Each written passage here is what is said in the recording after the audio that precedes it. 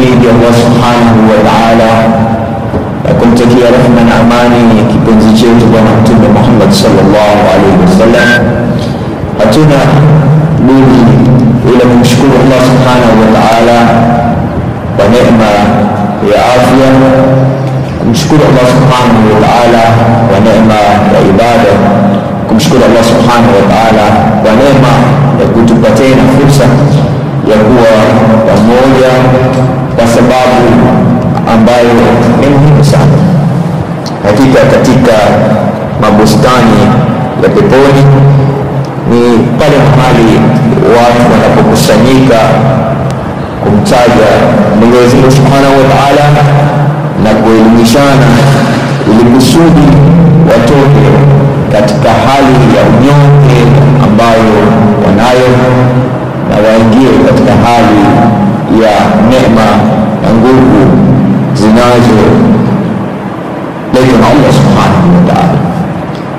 Mada yetu ya leo ni kuangalia vipi sala inaweza kumfanya mama akawa ni mama mwenye uongofu, mama mwenye taratibu zinazofaa za kimaisha, na mama mwenye kuleta mabadiliko katika familia, jamii na mujtama wote wa Kiislamu, na mama ambaye atakuwa amesalimika na maudhi ya maisha na adhabu ya Allah subhanahu wa ta'ala kesho akhera. Ndugu zangu, lakini kabla hatujazama katika mada yetu ya leo, ningependa tuangalie F10 zinazoweza kumfanya mama akawa ni mama anayekuwa hata kama ni polepole, lakini mwisho akawa ni mama mwenye muruu. F ya kwanza, ndugu zangu, ni F ya fear kwa Allah subhanahu wa ta'ala, yani kuwa na takwa ya Mwenyezi Mungu subhanahu wa ta'ala. Fear ni neno ambalo lina maana ya kwamba utachukua hadhari katika mtazamo wako wa maisha, katika hisia zako za maisha, na katika matendo yako ya maisha, ili kusudi maisha yako yawe ni maisha yaliyonyoka. Ibn Khaldun alisema katika kitabu chake kwamba mwanadamu anakuwa na analindwa na anapewa nguvu na mambo mawili. Jambo la kwanza ni kuwa na fear, uoga wa Allah subhanahu wa ta'ala, kwamba huenda akawa hajamridhisha Allah katika kiwango ambacho kinafaa na katika kiwango ambacho kimekamilika. Kwa sababu ukiwa na hofu na jambo, if you fear, kwa mfano to fail in life, utafanya kila namna ili usifeli katika maisha. Ya pili ni hope, kwamba utakuwa na matarajio, kwa sababu hamna kitu kilicho permanent katika maisha yetu. Na ukiwa na matarajio kwamba ijapokuwa leo bado hujakamilisha malengo yako, ijapokuwa leo bado hujafikia matarajio yako, ijapokuwa leo bado unang'ang'ana na maisha yako, lakini ukiwa na yale matumaini kwamba with time kila kitu kinabadilika. Kwa wakati mwanadamu anakuwa mtu mzima, atoka utotoni, kwa wakati mchana unakuwa usiku, giza linaingia, ama usiku unakuwa mchana na jua linatoka.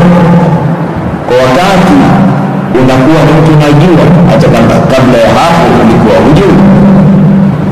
Kwa wakati mazito yanakuwa mepesi, kwa wakati yaliyo mbali huwa yanakuja karibu, kwa wakati yaliyo ghali pia kubadilika yakawa rahisi. Kwa hivyo mwanadamu akiwa na mambo mawili, kwanza fear na pili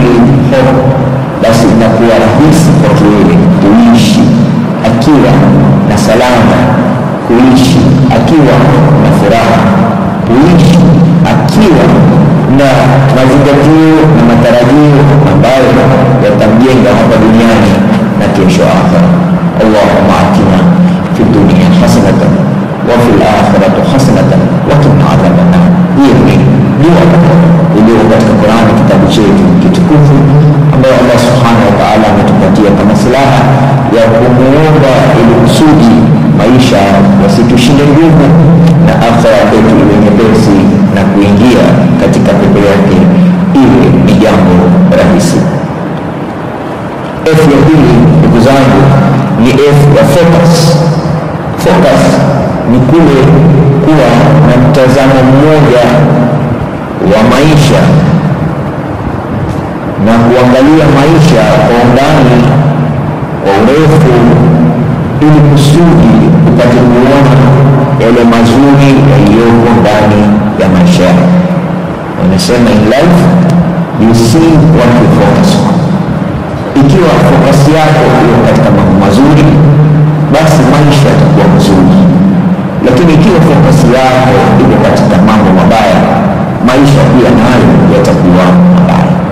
You always see what you focus on. Kila wakati unaona kile ambacho unakipatia kipaumbele katika mtazamo wako. Ndio maana pia wanasema the day you stop looking at what you have been looking at in a different way, kile unachokiangalia kitageuka na kiwe ni kitu tofauti kabisa. Kwa hivyo F ya kufocus ni kwamba kule prioritize kwamba ni kipi ukikifanya leo kitachangia katika kujenga mustawa wako wa kesho. Ni kipi ukikipa kipaumbele leo kitajenga barabara yako ya mambo mema ya kesho. Ni kipi ukikipa uzito katika maisha yako kitatia uzito katika mizani ya amali zako. Ni kipi ukikifanya vizuri kitakutoa katika hatari. Ni kipi ukikifanya vizuri kitakufanya uwe mtu ambaye ni hariri, ni ghali katika maisha yako. Sasa ile prioritize, kama katika kitabu cha 7 Habits of the Most Effective People wanasema fast feed fast. Kwanza tizama yale ambayo ni ya msingi, ni ya muhimu. Katika kila matatizo kumi mwanadamu aliyonayo, kuna tatizo moja likisuluhisha, yale tisa yanajisuluhisha wenyewe. In every 10 problems there is that one problem. If you focus on it, will take care of the rest of the problem. So ni muhimu kujua ni kipi nakifanya wakati gani na mtu gani katika njia gani, na baadaye unakifanya kwa namna gani, na ni kwa nini unafanya kile unachokifanya. Ndugu zangu, kumbuka ya tatu ni kwamba think fast. Kwamba ujue sisi hapa duniani tupo kama shamba, yatakikana tuwe na harakati nyingi za kupanda mbegu za mambo mema, mbegu za mambo mazuri, mbegu ambazo matunda yake yatakuwa ni sisi kuingia janna. Lakini ikiwa tutakaa katika dunia na tusiwe na mazingatio kwamba hii dunia ni inapita tu, basi tutakuwa hatuwezi kupambanua ni kipi chenye maana zaidi kuliko kingine, ni kipi chenye uzito katika mizani zetu za amali kuliko kingine, ni kipi ambacho kitajenga mustawa wetu wa maisha kuliko kingine, ni kipi kitatupa matunda mema katika juhudi zetu kuliko kingine, ni kipi kitatuongoza, kutuelekeza, kutupa msimamo wa kuweza kujifunza kuliko kingine. Ndugu zangu, F ya 4, mwanadamu anatakikana kila siku awe anakaa katika hali ya kuwa fresh. Na kuwa fresh kuna maanisha kufanya kila unachokifanya wakati unaofaa kile kitu kufanywa. Mwenyezi Mungu Subhanahu wa Ta'ala anasema katika Qur'an, inna as-salata kanat 'alal mu'minina kitaban mawquta, hakika swala kwa muumini ni ile ambayo inaswaliwa kwa wakati wake. Sasa wewe kama ni mtu ambaye unazingatia nyenzo za kujiweka kulingana na wakati, basi inakuwa rahisi kutoka katika hali ya udhaifu na kuingia katika hali ya ukunjufu katika maisha yako, kwamba wewe unajitizama kujua kwamba ni lazima uwe na discipline ya maisha. Mwenyezi Mungu Subhanahu wa Ta'ala anasema, ya ayyuhalladhina amanu kutiba alaykumus siyam kama kutiba alal ladhina min qablikum la'allakum tattaqun, ili kusudi tujifunze ni vipi tutajinyima mambo ambayo yatachafua maisha yetu na tuyakuze mambo ambayo yatajenga mustawa wetu. It doesn't matter how old you are. If you struggle with yourself in the mind, ili kusudi uwe na positive mindset. If you struggle with your heart, ili kusudi kila wakati iwe katika position ya kurest, and if you struggle with your actions so that they always become the best, hakika you will never become the least, you will always be the first. Kwa hivyo ni lazima tuzingatie kwamba sisi binadamu yatakikana tuwe ni watu ambao tuna nidhamu. We organize our lives. We don't just do things in a way we hide money. Ni lazima tufanye kile tunachofanya tukumbuke kwamba kinakuwa na impact kubwa zaidi kikifanywa wakati unaofaa. Kwa hivyo basic ya kuwa fresh ni kuhakikisha kwamba maisha yako unaishi kulingana na wakati. Wanasema yesterday, yani jana, is history, and tomorrow is mystery. Hakuna anayejua, lakini zawadi ya kuwa hai leo ndicho chombo ambacho unaweza kukitumia kujenga kesho yako ambayo itakuwa bora kuliko jana yako. Ndugu zangu, F ya stand ni F ya fairness, yaani kuhakikisha kwamba umetengeneza maisha ambayo kila mmoja anayekutana na wewe, anayeingiliana na wewe, anakuona wewe ni mtu unayezingatia haki, yaani you're not selfish, ni mtu ambaye unafikiria zaidi maisha ya wengine. Wanasema yale mazuri unayojifanyia wewe mwenyewe yanaondoka na wewe, lakini yale mazuri unayowafanyia watu wengine yanabaki hata kama wewe ushaondoka. Yani legacy, turathi za kuwa ulimwenguni kwa muda mrefu zinajengwa na service kwa watu wengine. Yani ikiwa wewe maisha yako ndio sababu ya kukua kwa maisha ya wengine, ikiwa wewe uwepo wako ndio kuwa furaha ya watu wengine, ikiwa wewe vitendo vyako vinaridhisha watu wengine na Mola wako, basi kila kitu kitakuwa rahisi katika maisha yako. Ndugu zangu, F6, kila siku ni muhimu kuwa na focus, yani kuwa na istiqama. Kuanza jambo lolote kila mtu anaweza kuanza, lakini la msingi na la muhimu zaidi ni kuhakikisha kwamba unalolianza hata kama ni dogo, ili Mungu analolipenda unaliendeleza, unalikuza, unalijenga, unalipa msukumo unaostahili, na baadaye unakamilisha kila unachokianza. Yaani hakuna kitu chenye uzito katika kubadilisha tabia, mienendo ya mwanadamu kama kitu kinachoitwa repetition. Wanasema practice makes improvement. Ikiwa wewe utachukua hata kama ni amali ndogo, lakini uifanye kila siku, kila wakati, kulingana na taratibu zake, basi mwishowe ile amali inakuwa ni tabia yako. Na tabia, ndugu zangu, ndicho kitu rahisi cha mwanadamu kifanya. Kwa hiyo mtu kama anataka swala ni tabia yake ili aifanye rahisi, basi lazima uiswali kila siku kwa wakati wake na sharti zake. Ikiwa unataka sawa ili ni jambo lako, umri wako wote, na ili rahisi wewe kutekeleza ibada kama hii, basi ni muhimu kwamba ujifunze kufunga kila wakati. Unachokifanya kila wakati kinakujenga na kufanya uwe jambaruti.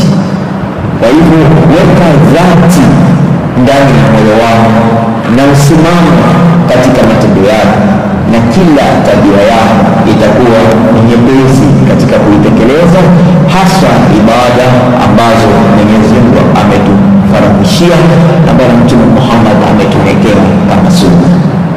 Ndugu zangu, afya safi ni afya factual, yani mwanadamu anatakikana kila amali anayoifanya kwanza aisome ile amali, aijue shuruti zake ni gani, ni yapi atakayoyafanya kuifanya ile amali iwe itakubalika katika hasanati zake. Kwa sababu wanasema being busy is different from being productive. You could be busy but you're still not productive. You could be busy but you're not creating any change. You could be busy but you're not touching anybody's life. You could be busy but then you're not changing anything katika maisha yako ama maisha ya watu wengine. Ndugu zangu,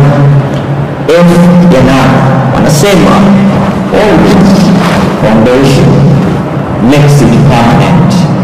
Kwa hivyo na mimi na wewe tukitaka tuwe watu ambao kila siku tunapanda daraja ya kuwa watu wanakaribia zaidi na karibu na Allah subhanahu wa ta'ala, basi msingi wetu wa ibada zetu lazima uwe msingi ambao ni imara.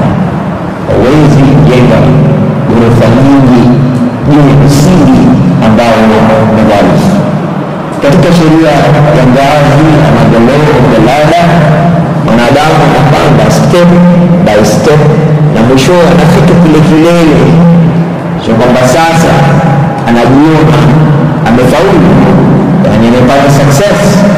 Na ndugu zangu, success ni neno ambalo linajieleza lenyewe kwamba the first place ambayo inaandika bila neno success inasema sacrifice. Ukisacrifice as ya mwisho inasimama na kutuambia utapata satisfaction. Kwa hivyo ukiwa utaki kujenga msingi wa amali nzuri, basi kila siku zile amali zako zitakuwa na sifuri, zinabaki pale pale. Kumbuka, ukianza alifu umekuwa ukapita baa na mwisho ukafika ya.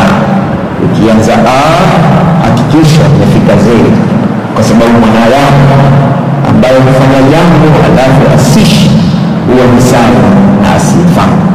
Na ikiwa sisi tutakuwa tunafanya amali zetu bila ya kuzijengea misingi ni zile shuruti zilizowekwa, shuruti za kuswali, shuruti za kufunga, shuruti za haji, shuruti za zakat na shuruti za kufanya wewe ukue utoke katika udhaifu wa binadamu na ukue katika nguvu za Bwana Mungu subhanahu wa ta'ala, basi maisha yako kila siku yatakuwa yanarudi. Kila tunalofanya ndugu zangu ya tisa yatakikana tulifuatilize. Tumeanza alhamdulillah, Mungu ametupa taufiki, tumeswali swala za faradhi, swala ya subh, swala ya dhuhr, swala ya asr, swala ya maghrib, swala ya isha, mara 5 kwa siku. Lakini je, hiyo inatosha? Je, unaziswali kwa ukamilifu? Je, unafikiri hiyo swali unamridhisha Allah subhanahu wa ta'ala? Je, unafanya juhudi gani kuongeza amali bila zile faradhi? Alhamdulillah, sasa unapata istiqama katika kufanya ya faradhi. Vipi unafanya ili pia sunna iongezeke katika ile faradhi? Ni kweli kuna swali mara 5 kwa siku, lakini kuna swali nyingine za faradhi za sunna ambazo ukizifanya zitatilia nguvu ile faradhi yako na itakufanyia wepesi katika kiwiliwili chako, na baadaye itakuwa rahisi kutimia lengo lako na kumfurahisha na kumridhisha Mola wako. Kwa sababu ndugu zangu, kila tunachokifanya ni lazima tunajiuliza, je, kinamridhisha Allah subhanahu wa ta'ala, ama tunafanya tu ni mila, tunafanya tu ni desturi, tunafanya tu kwa sababu watu wengine wanafanya? Ni muhimu sana kuwa na mfuatilizo, follow ya yale mambo tunafanya, ili kusudi tuangalie athari zake katika maisha yetu ni yapi. Je, yanatekeleza yale ambayo yanastahili kutekelezwa kwa kupitia zile amali ambazo tunazifanya?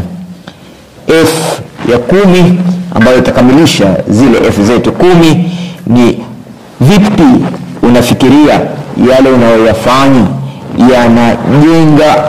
yanajenga mustawa wako kukufanya uwe mtu bora kesho kuliko vile ulivyokuwa jana. Naam, waswali. Je, hizo swala unazoziswali zinabadilisha maisha yako? Zinaleta baraka katika mambo yako? Zinakuweka karibu na Mola wako? Zinakutatulia matatizo yako? Zinaongoza watoto wako? Zinakuza biashara zako? Kwa hivyo ni muhimu katika kila tunalokifanya tujiulize impact iko wapi? Impact iko wapi?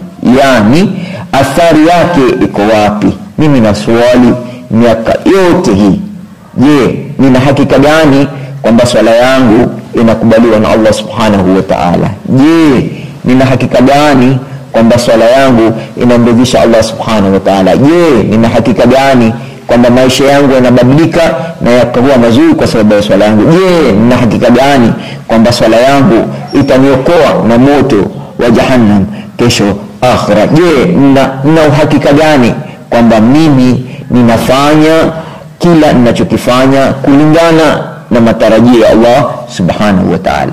Kwa sababu ni kupoteza wakati kutumia ndoo iliyotoboka alafu katika maji kisimani, kwa sababu hayo maji hayatafika juu, yataanguka humo kisimani. Na sisi tukifanya amali bila ya kuzizingatia kama kweli zinajenga uzuri wetu, basi itakuwa ni kazi ya ndugu zangu.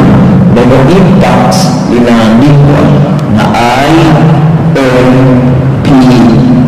IMPACT, impact, kwamba unachokifanya katika maisha ni lazima kiwe kitakuwa na impact. Impact kwa maisha yako mwenyewe, impact kwa maisha ya familia yako, na impact kwa maisha ya jamii. Na tukisema impact tunasema nini? Tunasema, je, hili unalofanya ni interest yako ama unafanya kwa interest ya Allah subhanahu wa ta'ala? Impact inakuja ikiwa kila amali unayofanya unajiuliza, je, hili ninalifanya kujiridhisha mimi mwenyewe ama ninalifanya kumridhisha Allah subhanahu wa ta'ala? Ninaolewa ili nimridhishe Allah subhanahu wa ta'ala, niachane na maasi, ama ninaolewa kwa sababu ni fashion ya jamii na wengine wanafanya mimi nafanya? Ndio ninasoma.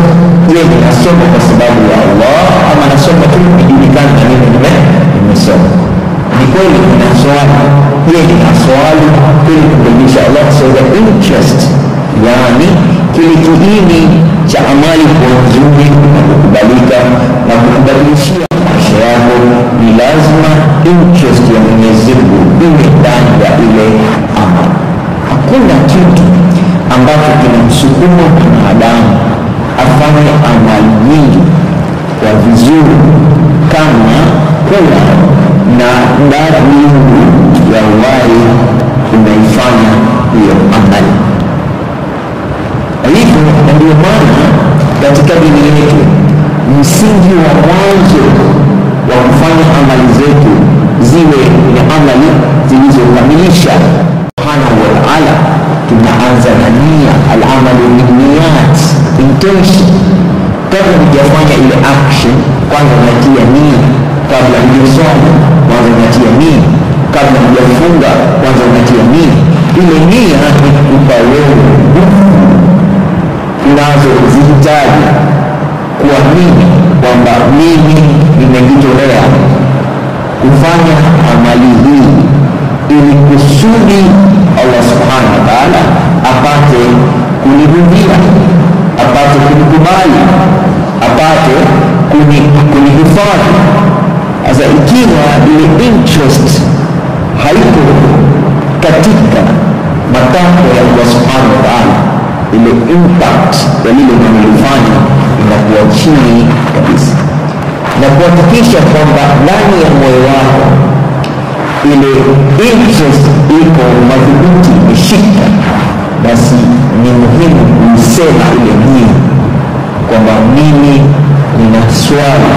Hata kama utasema ndani ya moyo wako, si kwa sababu nimeona watu wengine wakiswali, mimi ninafunga si kwa sababu ninaona wengine wakifunga, mimi ninafanya amali zangu kwa sababu ninataka kumridhisha Mola wangu. Sasa ukisha kuwa na hisia ambazo zinamfikiria Allah subhanahu wa ta'ala zaidi kuliko kitu kingine, basi Allah subhanahu wa ta'ala kila siku anakuwa karibu na wewe, anakubali amali zako, anakuhifadhi katika maisha yako, anatimiza ndoto zako, na mashukio yako atakuwa mtoto yake na al-ala, yani pepo ya Firdaus. Kwa hivyo ni lazima kila kitu lazima kiwe na impact. Kama nilivyosema hapo awali, umekuwa ukisoma Qur'an alhamdulillah kila alfajiri. Je, hiyo Qur'an umeisoma kwa mwezi mzima imeleta mabadiliko gani katika maisha yako? Je, imekufanya uwe ukazingatia ama unazingatia zaidi kuhusu amali zako na kuwa karibu na Allah subhanahu wa ta'ala? Umekuwa ukiswali na vipindi vitano kwa siku. Je, hii swala imeleta mabadiliko gani katika maisha yako? Umekuwa ukitoa sadaka kila siku. Je, inaleta? Wanasema you think with the end in mind. Idha aradta an taf'ala amran fatadabbar aqibatahu, fa in kana khayran famdih wa in kana sharran fantahi. Kila unachofanya jiulize, je, mwisho wake hiki kitu itakuwa ni nini kwangu? Ikiwa mwisho wake ni mzuri, endelea kufanya zaidi na zaidi. Lakini ikiwa mwisho wake ni mbaya, basi stop, usiendelee kufanya jambo kama hilo. Nataka kusisitiza impact lazima iwe na interest ya Allah subhanahu wa ta'ala. Harufu ya pili ya impact ni hakuna kitu kitakuwa na impact kama hujui maana yake. Ushawahi, kuna amali moja ambayo watu wengi msahau kuifanya, na amali hii Mwenyezi Mungu aipenda sana na ameirudia katika Qur'an kila wakati. Afala yanzuruna ila al-ibli kayfa khuliqat. Je, wewe ushakaa ukamuuliza kwa nini ngamia aweza kusafiri katika jangwa kwa muda mrefu bila maji? Ushawahi kukaa kuuliza jambo kama hilo? Je, wewe ushakaa ukajiuliza kwa nini mbingu hazina pillars, ziko juu pale lakini hakuna kitu ambacho imeshikilia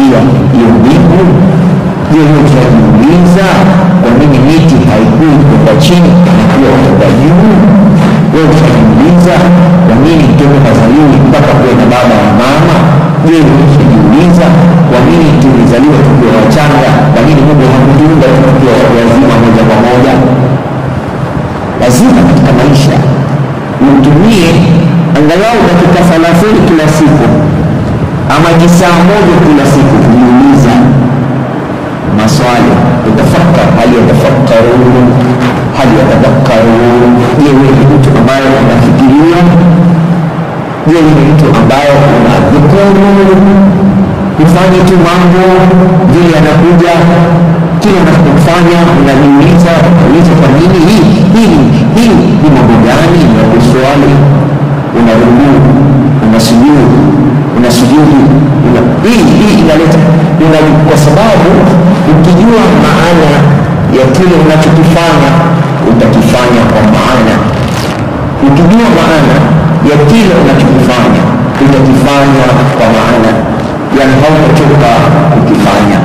Lakini ikiwa unachokifanya kina maana, kuchokesha ni rahisi sana. Lakini ukijua mimi kila nikifanya sujudi, kila nikiweka uso wangu kwenye ardhi, ninazidi kuwa karibu na Allah subhanahu wa ta'ala, na nikiwa karibu na Allah subhanahu wa ta'ala ndio matatizo yangu yanaondoka, maradhi yangu yanaondoka, umaskini wangu utaondoka, fitna zitaondoka. Kila nikiwa katika hali ya sujud, unasujudu ile katika swala, ukijua kwa nini unafanya unachokifanya, na ukijua ni kwa nini lazima uamke saa 11 kuswali swala ya fajr, basi kuswali swala ya fajr itakuwa rahisi kwako. Ukijua kwamba wakati wa alfajiri ndio wakati Mwenyezi Mungu anagawana riziki. Kwa hivyo wale ambao wamelala hawashuhudii zile riziki zikitolewa, kwa hivyo wanapitwa na zile riziki. Ndio maana nakuta ndugu zangu, watu wote ambao wanafaulu katika maisha hawalali zaidi ya saa 10, kwa sababu baina ya saa 9 mpaka saa 11 ni wakati Allah subhanahu wa ta'ala anakuja katika mbingu ya kwanza akinadi, nani mwenye shida nimtatulie, nani mwenye mahitaji nimtimizie, nani alifanya makosa nimsamehe. Hasa wale ambao wako macho, wanaswali tahajjud, wanaswali sunna, wanaswali fajr, wanapata fursa ya kupata neema hii ya Allah subhanahu wa ta'ala. Vile unavyoanza shughuli yako ndivyo siku yako inavyomalizika. Ukianza shughuli yako na Allah subhanahu wa ta'ala, siku yako itaendelea ukiwa na Allah subhanahu wa ta'ala mpaka utakapolala usiku. Na imagine wewe kila unachokifanya uko na Allah subhanahu wa ta'ala, kwa sababu unaanza naye siku kwa kuswali sunna na kuswali fajr. Vipi utafika na matatizo katika maisha yako? Kwa hivyo kujua maana ya kufanya kile unachokifanya,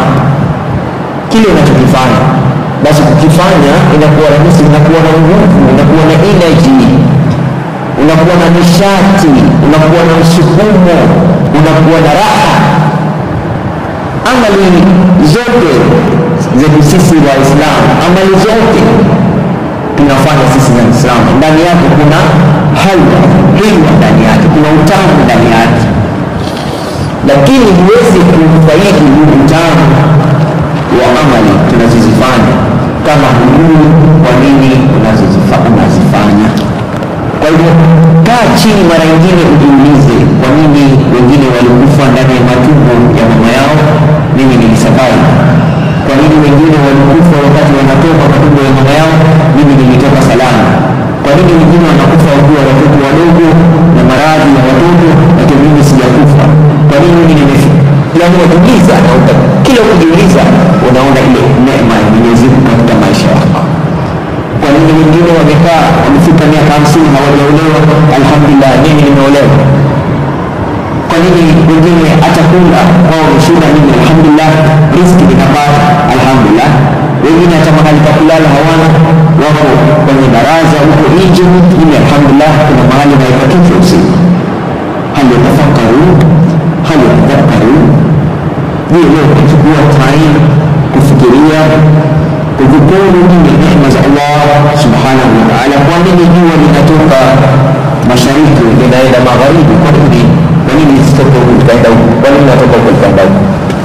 Kwa hivyo kila ukijiuliza, kila ukitafakari, kila reflection katika saikolojia wanasema sheria ya pili ya kuendelea kwa mwanadamu ni self reflection, kwamba wewe ni mtu ambaye unachukua muda kujizingatia maumbile yako vile yalivyo, kwa sababu maumbile yako yanakukumbusha nguvu za Mwenyezi Mungu Subhanahu wa Ta'ala, yanakukumbusha utukufu wa Allah Subhanahu wa Ta'ala, yanakukumbusha neema ya Allah Subhanahu wa Ta'ala. Fikiria tu ikiwa Namrud aliyekuwa mfalme mwenye kiburi cha hali ya juu sana, na mbele ya Nabii Ibrahim alayhi salam, Nabii Ibrahim alayhi salam anamwambia Namrud, Mola wangu ndiye anayetoa uhai na ndiye anayeweka umauti, ndiye anayehuisha na ndiye anayefisha. Akamwambia basi pia mimi ndiye ninayehuisha na ndiye ninayefisha. Namrud akaita watu wawili, mmoja akamuua, mmoja akamwacha hai. Akamwambia Nabii Ibrahim alayhi salam, si unaona hata mimi nazangua nikaweka pia hai. Lakini kwa juhudi zake na kiburi zake kutaka kumuonyesha kwamba mwanadamu ni dhaifu sana, akaleta inzi, nyama mdogo, akaingia kwenye pua la Namrud, na hiyo ndio sababu ya kufa kwake. Akawa anatembea kwenye kichwa, anauliza watu wampige magongo, kwa sababu yule inzi anasumbua, umbu anasumbua kwenye kichwa chake, nyama mdogo sana. Kwa hivyo mara nyingine unakaa chini, itakuwaje ikiwa Allah Subhanahu wa Ta'ala atafunga hii oksijeni yake?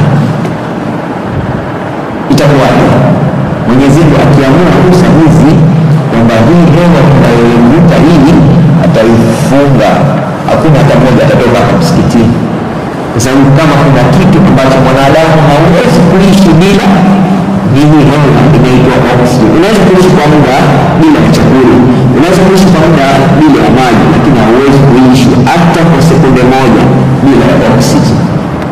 Na ni kitu kidogo tu, wewe unakiona tu kipo kila siku.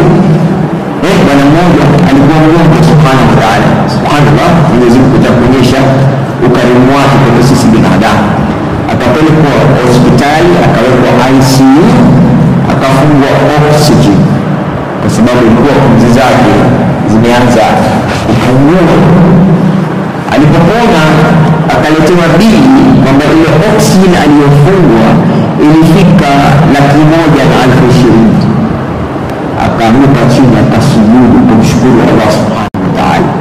Sisi, mimi na wewe, kuanzia kuzaliwa mpaka leo tunavuta oksijeni ya bure, hatulipi chochote.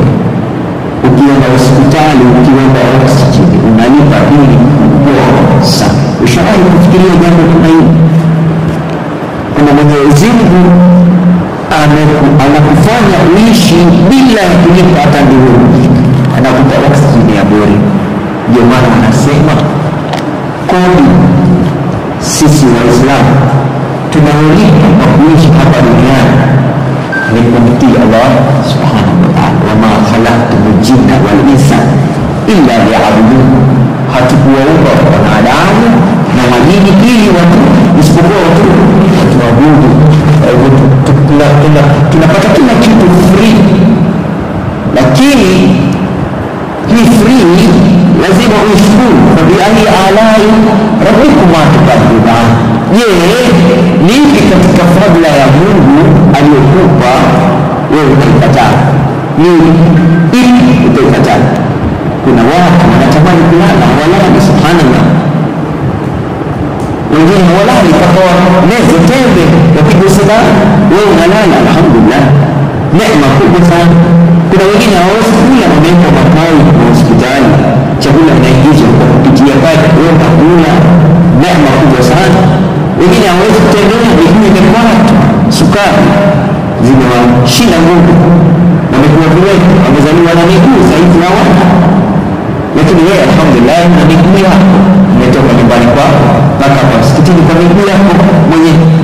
Wengine wanatamani angalau Mwenyezi Mungu Subhanahu wa Ta'ala awaangalie dakika moja ya kuona, waone hii dunia iko vipi, lakini hawaoni. Wewe alhamdulillah unaona kila kitu. Fabi ayi ala'i rabbikuma tukadhiban, wewe ni kipi Mungu ambacho alikufanyia alafu sio shukrani? Lakini hauwezi kuona hizi neema mpaka uwe na muda wa kuzingatia hizi neema. Wewe umepewa watoto, wengine hawana watoto. Kwa hivyo ni muhimu sana kuangalia impact yetu inatengenezwa na nini. Inatengenezwa na maana, meaning of life. Nini maana ya kuishi? Nini maana ya kuishi? Nini maana ya kuishi? Ni nini maana ya kuishi? Ushawahi kutembelea maziara cemetery, makaburini, alafu kujiuliza au waliolala hapa walikuwa wakati mmoja kama mimi? Na mimi hakika kullu nafsi dha'iqatul maut, kuna siku pia mtakuwa kama wao. Je, inafanya nini leo ili kusudi wakati wa kuja wa mimi kuwa kama wao nitakuwa katika sehemu nzuri mbele ya Allah Subhanahu wa Ta'ala? Impact inakuja ikiwa pili una patience. As-sabr jamil, inna Allaha ma'as sabirin. Mwenyezi Mungu ameweka sura fupi sana lakini ina impact kubwa katika maisha ya mwanadamu. Baada ya billahi minash shaitani rajim, wal 'asr innal insana lafi khusr illa alladhina amanu wa 'amilus salihati wa tawasaw bil haqqi wa tawasaw bis sabr. Hakika Mwenyezi Mungu anaapa kwa wakati ambapo jua linaanguka, wakati maisha yetu yanakwisha, nguvu zetu zinakwisha, wakati tunaishi hapa duniani na sasa tunasema tunakwenda, tunatoka, tuko katika safari ya kuondoka katika duniani, kwa sababu hakuna mtu ambaye ataishi katika hii dunia milele daima dawamu. Hakuna mwenye visa kama hiyo. Hamna. Kullu nas dha'iqatul maut. Bahati nzuri kwamba hatujui kama ni siku gani safari yetu itakuwa. Kwa hivyo kila tukiishi tunangoja ile safari itakuwa muda gani, mahali gani, wakati gani, namna gani, hali gani, nitakuwa na nani wakati safari kama hiyo itakuwa imefika. Wal 'asr, Mwenyezi Mungu anaapa kwa wakati wa alasiri, wakati jua linaanguka, wakati sisi sasa tunaondoka, maisha yalikwisha. Wal 'asr innal insana lafi khusr, hakika mwanadamu yuko katika hasara kubwa sana, hasara kubwa sana. Mimi na wewe tuko katika hasara kubwa sana. Illa alladhina, isipokuwa wale amanu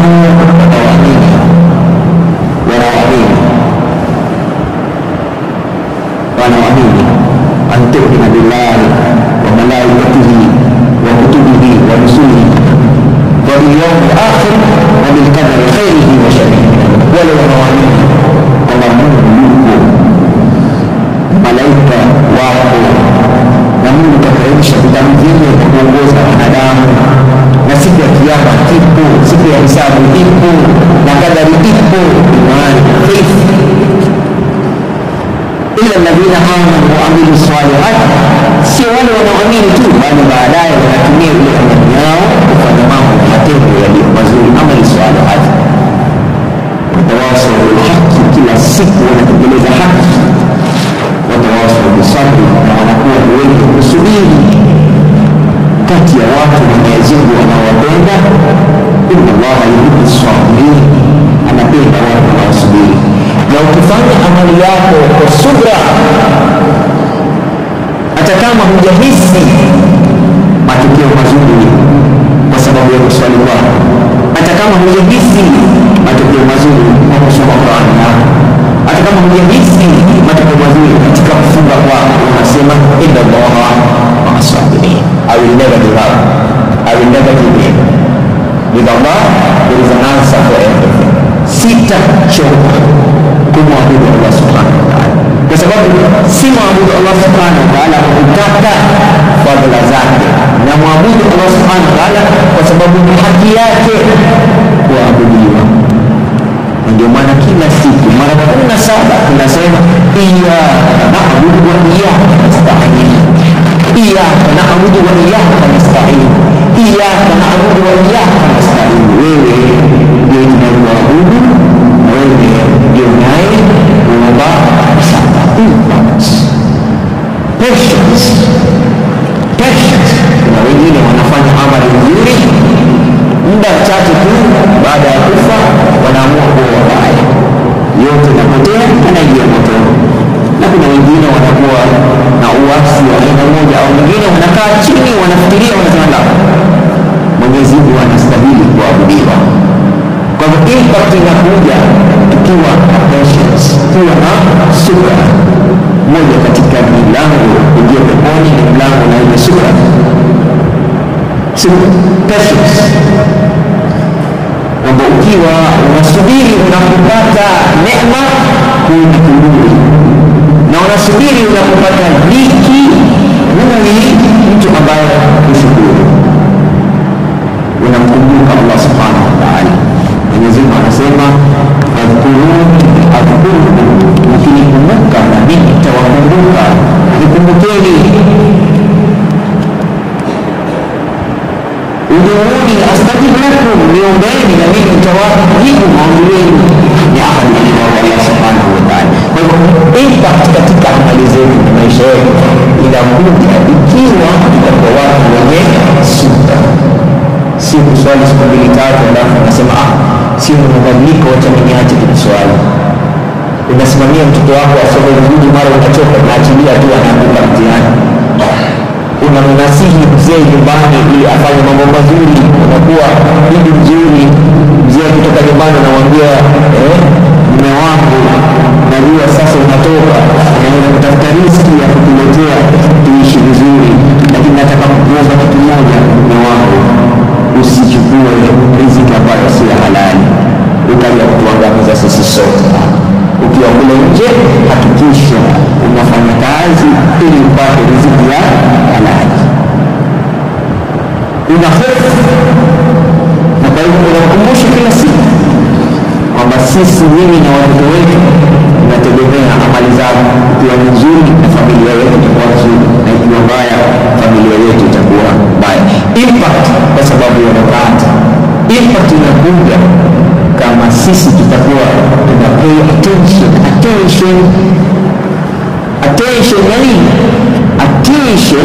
yani tunafikiria, tunazingatia yale madogo, kwa sababu madogo ndio yanakuwa makubwa. Si lazima uwe hafidh ndio usome Qur'an, si lazima ujue usafu mzima ndio usome Qur'an, si lazima ujue juzu mzima ndio usome Qur'an. Unaweza kuanza na alfabeti, unaweza kusoma sura Al-Fatiha, yani kile kidogo is not, si umini wa kujua ndio unasua na laana ya Allah subhanahu wa ta'ala. Ni kile kidogo ulichonacho, vile unavyokitumia, kile kidogo unachokitumia. Ballighu anni walau aya, very interesting statement. Fundisheni wengine, hata kama unachojua ni aya moja peke yake, wafundishe wengine. Kwa hivyo usiseme mimi sijasoma dini sana, mimi sijui Qur'an sana, kwa hivyo mimi siwezi kufanya ibada. Kile kidogo tu. Kuna sura kama unataka kujihifadhi, sura 4 lazima ujaribu kujifunza, upate hifadhi ya hapa duniani na nusra ya kesho akhera. Sura ya kwanza, sura Al-Fatiha. Baada ya billahi minash shaitani rajim. Alhamdulillahi rabbil alamin, arrahmanir rahim, maliki yawmiddin, iyyaka na'budu wa iyyaka nasta'in, اهدنا الصراط المستقيم صراط الذين أنعمت عليهم غير المغضوب عليهم ولا الضالين. Hii dua yenyewe inakamilisha kila kitu unachokitaka katika maisha yako. Pili, unajikinga na binadamu na maneno yao na hasad zao na umbea wao. Na unajifunza sura gani? Baada ya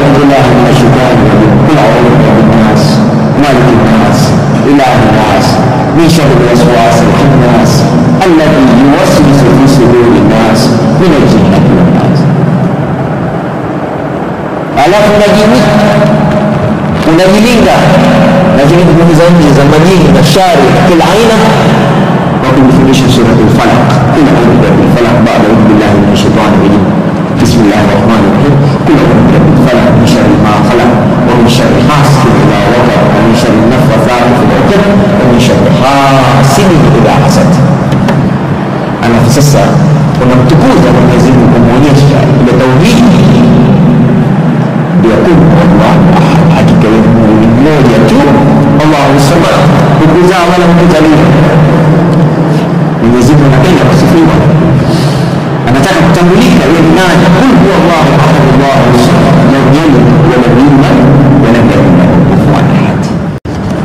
Kwa hivyo hizi ni sura nne ambazo ni nyepesi, na ukifanya bidii katika kipindi cha wiki moja wiki mbili utaweza kuzifahamu. Impact inakuja ikiwa kuna consistency, yani Mwenyezi Mungu anapenda amali hata kama ni ndogo, lakini unaifanya kila siku.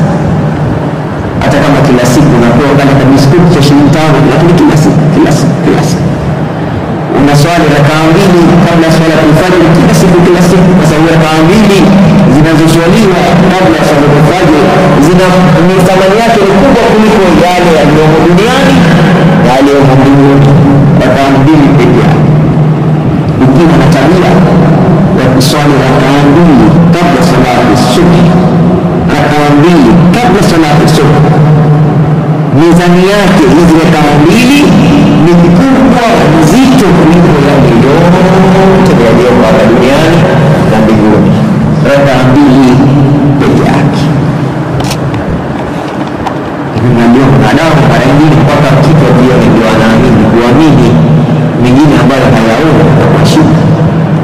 Ndio maana mambo mengine Allah Subhanahu wa Ta'ala akayaficha, kuangalia hiyo imani zetu ziko wapi. Ndugu zangu, impact inakuja kama nilivyosema kwamba kile unachokifanya hata kama ni kidogo kinakuwa kinafanyika kila siku. Uswali tu Ijumaa peke yake, uswali tu siku ya Eid peke yake, uswali tu kipindi kimoja peke yake, na kitabu na create impact. Na nyumbani tu kufanya mambo haya mazuri ya kuswali, kusoma Qur'an, kuvuta uradi, adhkar, kuomba dua kila wakati, haina haja ya kuongoza watoto wako, wataongoka. Nyumba yako itajaa baraka na neema. Wengi wetu tunalia maisha magumu, uchumi mbaya, pesa hamna, kazi hamna, shida mbele nyuma katikati juu chini, shida kila wakati. Mwenyezi Mungu kaleta mbinu zilizo wazi kwa kuzifanya shida zetu zitaondoka. Tukifikiria Mwenyezi Mungu kila wakati, na yeye atatufikiria. Tukimpenda Mwenyezi Mungu, na yeye atatupenda. Tukimwomba Mwenyezi Mungu atatupa. Tukimwomba msamaha Mwenyezi Mungu atatusamehe. Tukiweka imani zetu katika mikono ya Allah Subhanahu wa Ta'ala tutanusurika. Impact inakuja ikiwa kila unachokifanya unazingatia wakati wa kufanya. Kwa hivyo unakuwa time conscious.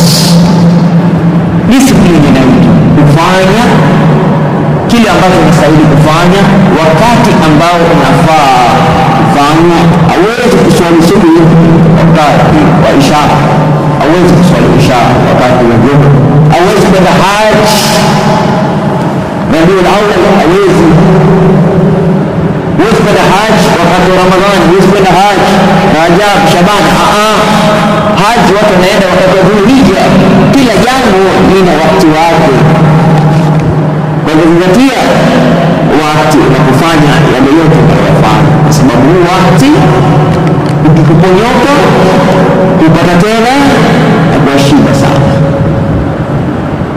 Kwa hivyo tumia nguvu zako kabla hujazeeka. Swali kabla hujakosa raha ya kuswali, kwa sababu hauwezi tena kusubiri mpaka kitini.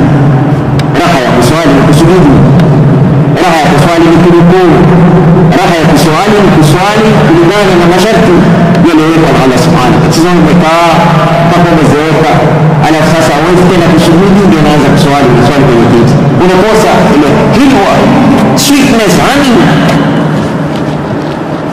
asali ya utamu wa ibada, unakosa kufanya jambo kwa wakati ambao haufai, ni kama ambaye hujafanya. Kwa hiyo impact inapatikana wakati unazingatia ni kitu unakifanya wakati gani. Mtoto unamuongoza akiwa mdogo, unamfundisha kuswali kuanzia miaka 3, unamfundisha kusoma Qur'ani na kuwa na hamu, unataka amalize mashafu nzima, unampeleka shuleni, unafuatilia matokeo yake akiwa mdogo, lakini kingoja mpaka atakuwa miaka 18 sasa unataka kumrekebisha, tutagombana sasa, shida itakuwa. Kwa hivyo ni lazima tuzingatie wakati kama tunataka impact katika maisha yetu, ili kusudi maisha yetu yawe maisha ya thamani. Ndugu zangu, kwa sababu ya wakati, hakika swala ndio msingi muhimu sana wa dini yetu, ijapokuwa ni nguzo ya pili. Arkanul Islam 5: shahada an la ilaha illa Allah wa anna Muhammadan Rasulullah. Hiyo ndio nguzo ya kwanza ya dini, kwamba kujenga imani katika moyo wako, kwa sababu kilichokaa akilini kinaathiri yaliyomo moyoni, yaliyomo moyoni yanaathiri vitendo vyetu kwa kila siku. Tukiwa na imani, tukifikiria Allah, tutakuwa na imani katika mioyo yetu, tutaweza kuswali kwa urahisi. Swala ndio msingi wa dini. Tofauti yetu sisi Waislamu na wale ambao si Waislamu ni swala. Kwa hivyo ukiamua uswali, wewe si Muislamu, kwa sababu kinachotofautisha na watu wengine ni kuswali. Kama hatuswali, tumekuwa kama watu wengine. Walikusimamisha dhaa wa iqamu salat, na kusimamishe swala.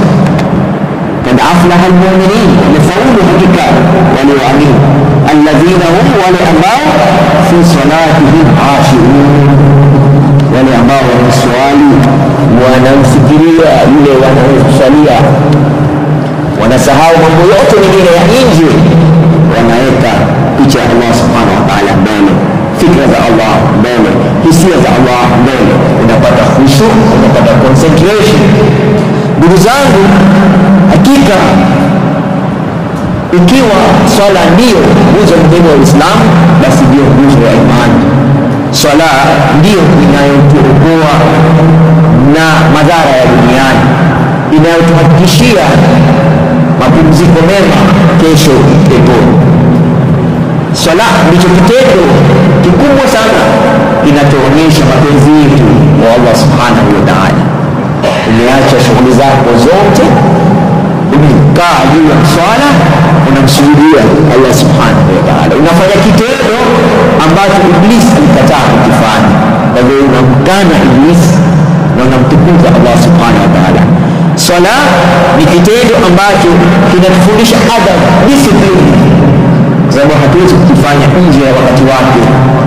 Ukiwa ni mwenye kuswali kwa wakati swala zako 5, hakuna kitu kingine kinakushinda wewe. Unakuwa organized katika maisha yako, unakuwa na nidhamu katika maisha yako, unatekeleza wajibu wako na unafikia malengo yako. Swala, ndugu zangu, ndio njia pekee inayotuonyesha ni sisi tumeumbwa kwa sababu gani. Nataka kurudi kwamba khalaqtul jinna wal insa illa liya'budun. Hakika swala inatusaidia kujenga uhusiano wetu na Mwenyezi Mungu Subhanahu wa Ta'ala. Dadangu, binti yangu, tafakari tu kwa dakika moja. Wewe ukiitwa na Ruto uende State House, utaenda vipi? Wewe ukiitwa na Mng'aro uende Kilifi, utaenda vipi? Hata ukiitwa na MCA hapa, utaenda vipi? Utakuwa na furaha ya aina gani? Utajiona ni mtu muhimu wa aina gani? Umeitwa na nani? Umeitwa na rais, na Mwenyezi Mungu anatuita tusimame mbele yake mara 5 kwa siku. Sisi watu muhimu sana. We are so special. We are very important. kwamba Mwenyezi Mungu anatuita mara 5 kwa siku, hayya ala salah, hayya ala falah, njoni mswali, njoni mfaulu. Ndivyo adhani inavyosema. Allahu akbar, Allahu akbar. Mwenyezi Mungu ni mkubwa, ni mkubwa Mwenyezi Mungu. Allahu akbar, Allahu akbar, ni mkubwa. Ashhadu an la ilaha illa Allah,